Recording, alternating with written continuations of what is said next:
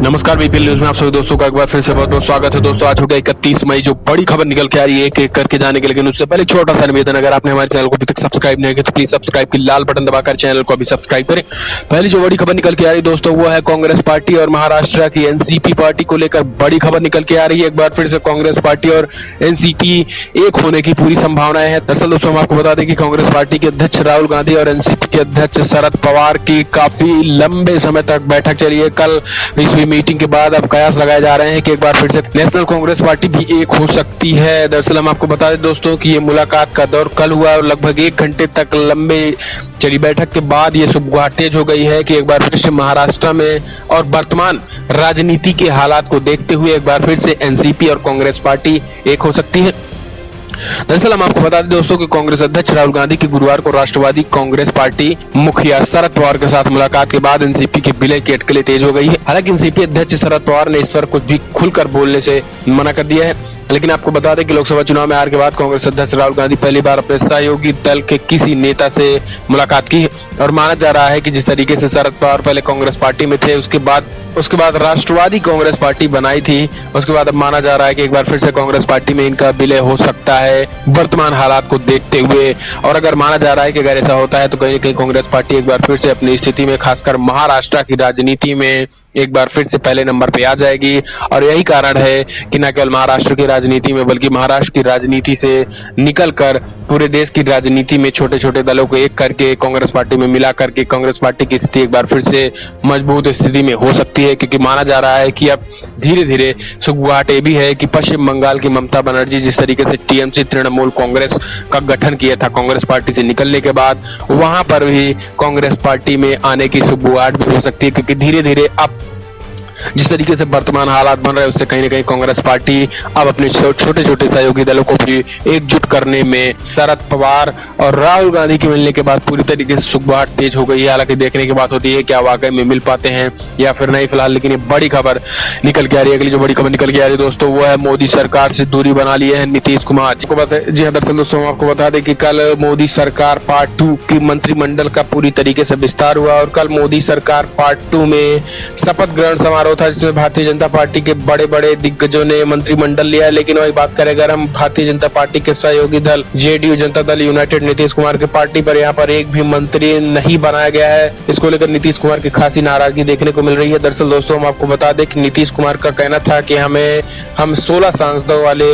सहयोगी दल है, ऐसे में हमें 2 केंद्रीय मंत्री होने चाहिए। हमारे पास 2 लोगों को हम केंद्रीय मंत्री बनाना चाहते हैं। लेकिन भारतीय जनता पार्टी के राष्ट्रीय अध्यक्ष अमित शाह ने इस पर असहमति जताई थी और यही कारण है कि उन्होंने 2 मंत्रियों को देने से इनकार कर दिया था। उनका सभी सहयोगी दलों से कहना था कि हम एक मंत्री दे सकते हैं। लेकिन नीतीश कुमार का कहना था कि हमारे पास 16 सांसद हैं, ऐसे में हमें 1 मंत्री नहीं बल्कि 2 मंत्री चाहिए थी। लेकिन भारतीय जनता पार्टी हमेशा इसको मानने के लिए तैयार नहीं थे और यही कारण है कि नीतीश कुमार ने एक भी मंत्री लेने से मना कर दिया और पूरी तरीके से नाराजगी उन्होंने साफ साफ व्यक्त कर दी है। ऐसे में देखने की बात होती है कि आगे चलकर ये गठबंधन कितना दिन तक बना रह पाता है। क्योंकि अगर बात करें नीतीश कुमार की तो नीतीश कुमार भी काफी गुस्से में लग रहे हैं और उनका साफ साफ कहना है कि हमें अब एक भी मंत्री नहीं चाहिए। हम सरकार के साथ नहीं रहेंगे लेकिन सरकार में नहीं रहेंगे लेकिन सरकार के साथ हैं। बीजेपी के सहयोगी दल के साथ हम रहेंगे लेकिन सरकार में नहीं रहेंगे। हालांकि नीतीश कुमार क्या कहते हैं और क्या बोलते हैं और क्या करते हैं इसमें काफी अंतर होता है। ऐसे माना जा रहा है कि अगर नीतीश कुमार अलग होते हैं तो बिहार की राजनीति में एक बार फिर से भूचाल आ सकता है। न केवल बिहार की राजनीति बल्कि देश की राजनीति में भूचाल हो सकता है क्योंकि एनडीए के एक बड़े सहयोगी दल हट अलग होंगे। इसके साथ ही दोस्तों बड़ी खबर निकल के आ रही है यूपी से, जहां पर एक बार फिर से यहाँ पर भी अपना दल के सहयोगियों में एक भी मंत्री नहीं बनाया गया है। जी हाँ, दरअसल हम आपको बता दें दोस्तों कि अपना दल में अगले बार अनुप्रिया पटेल को मंत्री बनाया गया था लेकिन इस बार अनुप्रिया पटेल को भी मंत्री नहीं बनाया गया है। ऐसे में अपना दल की भी नाराजगी साफ साफ देखने को मिल रही है और यही कारण है कि अनुप्रिया पटेल भी शाम तक मोदी के शपथ ग्रहण समारोह में नहीं पहुंची थी। लेकिन अचानक न जाने क्या सोच समझकर वो पहुंच गई। ऐसे में मीडिया में ये काफी लंबे समय तक चलने लगा था कि नीतीश कुमार और अपना दल काफी नाराजगी है भारतीय जनता पार्टी की शपथ ग्रहण समारोह में जिस तरीके से उनको मंत्री नहीं बनाया गया। तो ऐसे में माना जा रहा है कि अनुप्रिया पटेल को लेकर भारतीय जनता पार्टी इस बार पूरी तरीके से 2 ही सांसद होने के कारण उनको मंत्रिमंडल में शामिल नहीं किया गया है।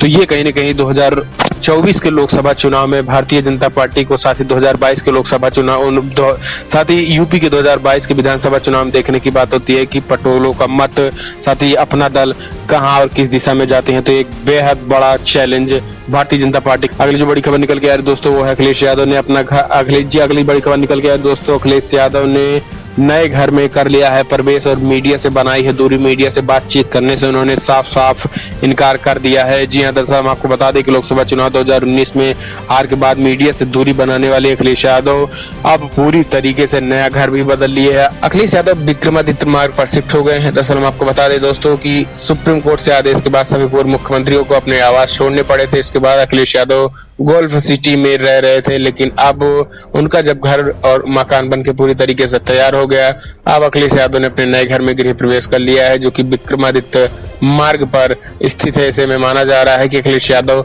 मीडिया से पूरी तरीके से दूरी बनाए हुए हैं और मीडिया से काफी नाराज हैं। जिस तरीके से मीडिया खास एक पार्टी के लिए ब्रांडिंग की थी, इसको लेकर सबसे पहले राष्ट्रीय अध्यक्ष अखिलेश यादव ने समाजवादी पार्टी के प्रवक्ताओं को मीडिया डिबेट में जाने से इनकार कर दिया और अब स्वयं भी मीडिया से बात नहीं कर रहे हैं। तो अखिलेश यादव का एक बड़ा ये नाराजगी मीडिया से देखने को मिल रही है। इसके साथ ही अगली जो बड़ी खबर निकल के आ रही है दोस्तों वो मोदी सरकार में शपथ ग्रहण समारोह के साथ न केवल उनके सहयोगी दल की नाराजगी सामने देखने को मिल रही है, बल्कि भारतीय जनता पार्टी के कई बड़े नेता भी नाराजगी साफ साफ देखने को मिल रही है। दरअसल ये नाराजगी इसलिए बताई जा रही है क्योंकि 8 पूर्व कैबिनेट मंत्रियों को इस बार जगह नहीं मिली है और राज्य मंत्री भी, मंत्रिमंडल में कई राज्य मंत्री भी नहीं शामिल हुए हैं। दरअसल बता दें हम दोस्तों कि मोदी सरकार के दूसरे कार्यकाल में इस बार सुषमा स्वराज, अरुण जेटली और मेनका गांधी समेत 8 कैबिनेट मंत्रियों को नए मंत्रिमंडल में शामिल नहीं किया गया है। हाल ही में संपन्न हुए लोकसभा चुनाव में भाजपा के नेतृत्व वाले एनडीए को मिली प्रचंड जीत के बाद बृहस्पतिवार को नरेंद्र मोदी ने लगातार दूसरी बार प्रधानमंत्री पद की शपथ ली। पीएम मोदी के साथ कैबिनेट के उनके दूसरे सहयोगी ने भी शपथ ली है। मोदी सरकार की पहले कार्यकाल में विदेश मंत्री रही सुषमा स्वराज को इस बार कैबिनेट में शामिल नहीं किया गया है।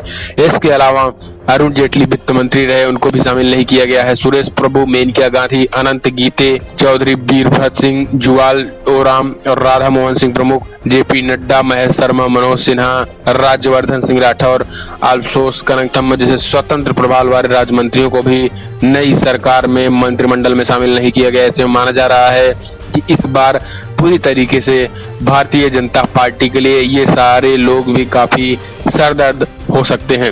इसके साथ अगली जो बड़ी खबर निकल के आ रही है दोस्तों है पश्चिम बंगाल से, जहां पर ममता बनर्जी एक बार फिर से पूरी तरीके से भारतीय जनता पार्टी के कार्यकर्ताओं पर भड़क गई है। दरअसल हम आपको बता दें दोस्तों कि ममता बनर्जी का काफिला गुजर रहा था और प्रधानमंत्री मोदी के शपथ ग्रहण के बाद ही जैसे ही शपथ ग्रहण हो रहा था उसको लेकर वहां पर जय श्री राम के नारे लगने लगे थे, जय श्री राम के उद्घोष के नारे लग रहे थे। इसी को लेकर ममता बनर्जी का काफिला गुजर रहा था और उसके बाद तुरंत ममता बनर्जी अपनी गाड़ी से निकली और फिर एक बार जय श्री राम के नारे लगाने वालों को जबरदस्त लताड़ लगाई है। उन्होंने कहा है कि ये स्लोगन भारतीय जनता पार्टी का ये नारा है और इस नारे को हम पश्चिम बंगाल में नहीं लगने देंगे और जो इसको लगाएगा उसके खिलाफ कड़ी कार्रवाई होगी। तो कहीं कहीं हम कह सकते हैं कि ममता बनर्जी पूरी तरीके से भारतीय जनता पार्टी को पश्चिम बंगाल में जिस तरीके से उदय हो रही है, इसको लेकर ममता बनर्जी पूरी तरीके से कड़ाई के साथ बीजेपी को रोकने का काम कर रही है। दरअसल हम आपको बता दें दोस्तों कि ममता बनर्जी प्रधानमंत्री मोदी के शपथ ग्रहण समारोह में शामिल नहीं हुई थी। उन्होंने कल धरना प्रदर्शन दिया हुआ था, धरना कर बैठी थी। वहां पर भारतीय जनता पार्टी के कार्यकर्ताओं द्वारा जिस तरीके से बीजेपी के बड़े बड़े नेताओं द्वारा टीएमसी के कार्यकर्ताओं पर, टीएमसी कार्यकर्ताओं को खरीद फरोख्त करके अपने पाले में डरा धमका के किया जा रहा है, उसको लेकर ममता बनर्जी पूरी तरीके से गुस्से में थी और कल धरना दी थी। और धरने के बाद जैसे ही वापस लौट रही थी, जय श्री राम के नारे को देखकर ममता बनर्जी जबरदस्त लताड़ लगाई थी बीजेपी कार्यकर्ताओं की। अगली जो बड़ी खबर निकल के आ रही दोस्तों वो है मोदी सरकार में अब नंबर 2 और नंबर 3 की झगड़े शुरू हो गए हैं। जी दरअसल हम आपको बता दें कि शपथ ग्रहण समारोह के बाद अभी संशय शुरू हो गया है कि अमित शाह गृह मंत्री बनेंगे या फिर राजनाथ सिंह, लेकिन इन दोनों में अब कयास लगाए जा रहे हैं। ऐसे माना जा रहा है कि अमित शाह को अगर जो भी पद दिया जाता है वो कहीं न कहीं अब माना जा रहा है कि अमित शाह को गृह मंत्री का पद मिल सकता है और राजनाथ को दूसरा पद मिल सकता है, या फिर राजनाथ को गृह मंत्री मिलता है तो अमित शाह को क्या मिलता है। इन सबको लेकर अटकलें तेज हो गई हैं। ऐसे में जनता भी सियासी समीकरण देख रही है और भारतीय जनता पार्टी के अंदरूनी कलह भी सामने आ रही है, क्योंकि माना जा रहा है कि राजनाथ को इस बार गृह मंत्री नहीं मिलने वाला है। तो ये अपने आप में बेहद बड़ी खबर निकल के आ रही है। अगर राजनाथ को गृह मंत्रालय नहीं मिलता है तो राजनाथ सिंह भी कहीं न कहीं भारतीय जनता पार्टी से नाराजगी साफ साफ देखने को मिल सकती है। तो ये अपने आप में बेहद बड़ी और चौंकाने वाली खबर निकल के आ रही है भारतीय जनता पार्टी से भी।